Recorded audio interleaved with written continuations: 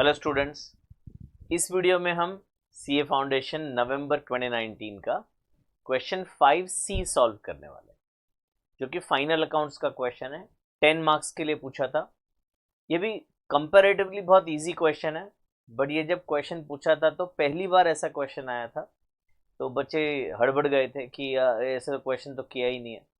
तो you know CA institute is popular for doing giving such kind of surprises, but actually speaking question बहुत ही simple था, कुछ इसमें मुश्किल बात थी नहीं।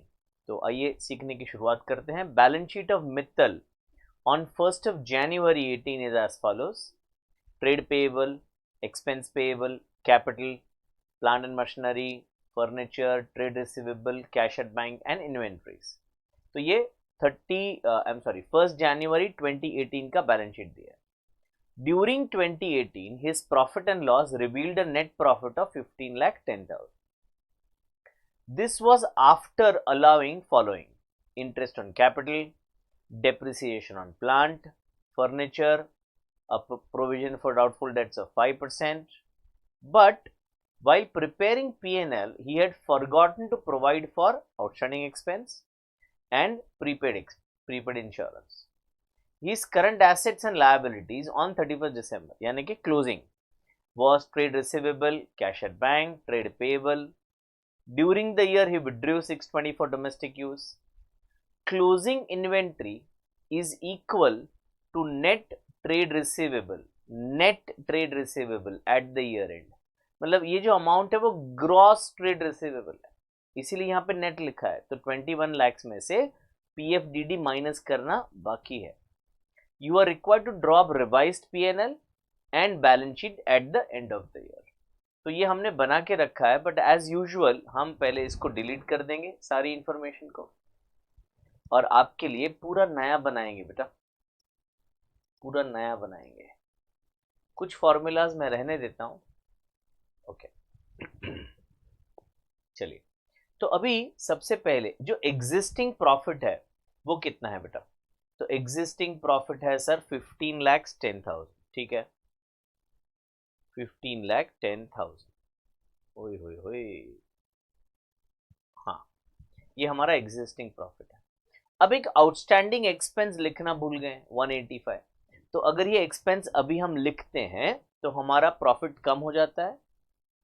तो 185 में डेबिट साइड पे लिखता हूं। अब नॉर्मली हमें पता है आउटस्टैंडिंग एक्सपेंस को हम ऐड टू एक्सपेंस करते हैं, पर इधर पूरा पीएनएल तो नया नहीं बनाना है, ये कौन सा आउटस्टैंडिंग एक्सपेंस है वो भी नहीं पता है।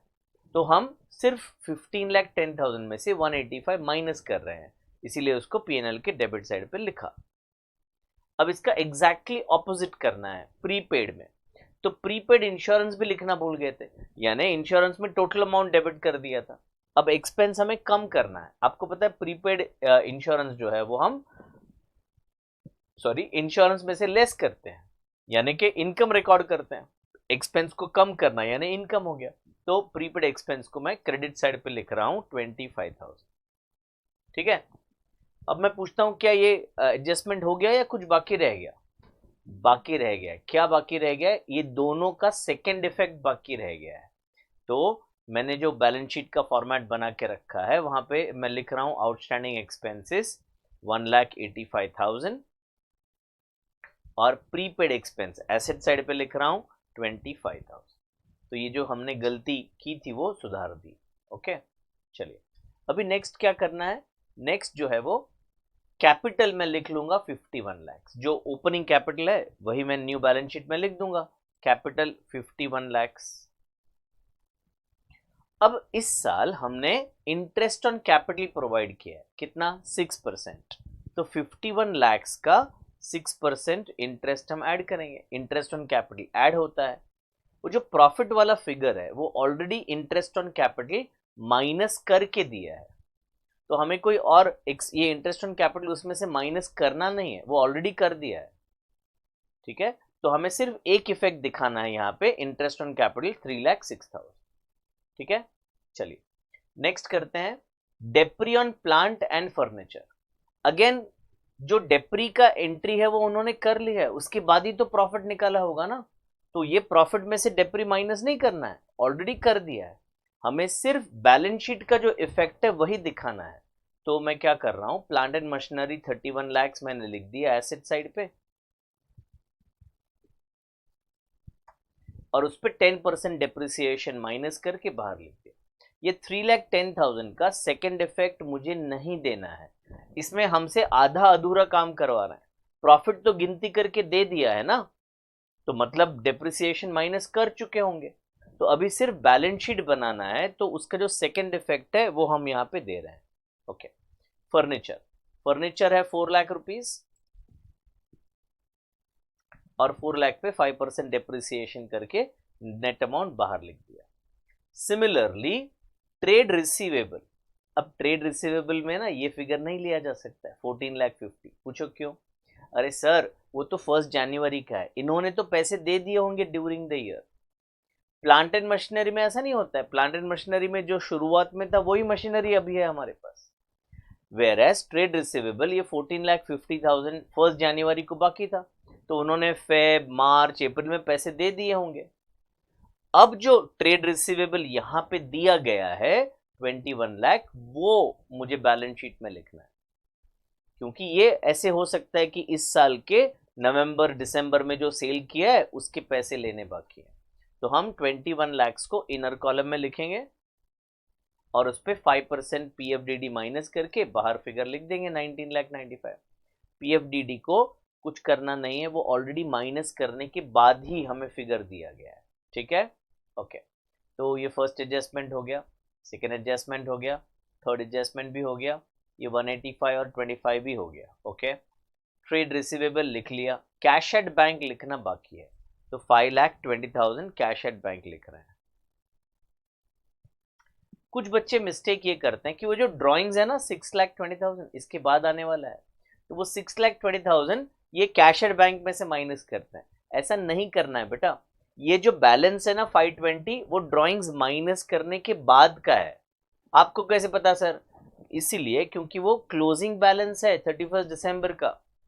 6,20,000 अभी विड्रॉ कर रहे हैं क्या? ना, पूरे साल में विड्रॉ कर चुके थे जब करना था, अभी ये टोटल दिया गया है। तो इसका सिर्फ एक इफेक्ट करना है जो कि कैपिटल में से लेस करेंगे 6,20,000। ठीक है, आगे ट्रेड पेएबल्स लिखना बाकी है 13,84,000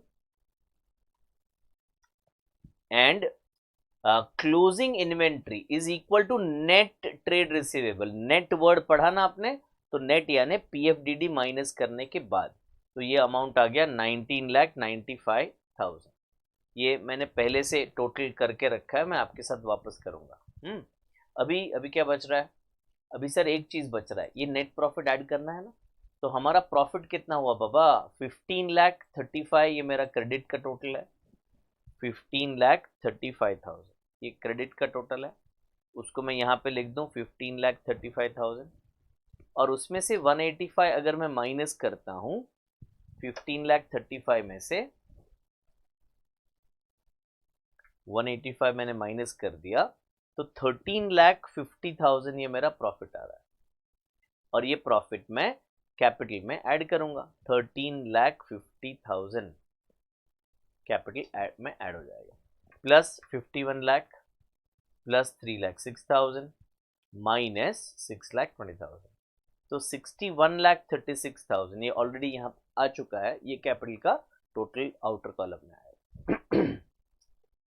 फिर ट्रेड पेएबल 13,84,000 ऐड किया जाएगा और 1,85,000 ऐड किया जाएगा आउटस्टैंडिंग एक्सपेंस, तो 77,05,000 ये मेरा लायबिलिटी का टोटल आ रहा है। एकदम धड़कते दिल से एसेट का टोटल करना है 27,90,000, 3,80,000, 19,95,000, 5,20,000, 25,000 एंड लास्ट फिगर लिखना है 19,95,000 and yes it tallies 77,05,000। 10 mark रोकड़ा। तो आई होप आपको ये वीडियो यानी कि ये सोल्यूशन समझ में आया है। लाइक एंड सब्सक्राइब जरूर करना एंड अपने फ्रेंड्स के साथ शेयर करना। All the best, thank you, take care, bye bye.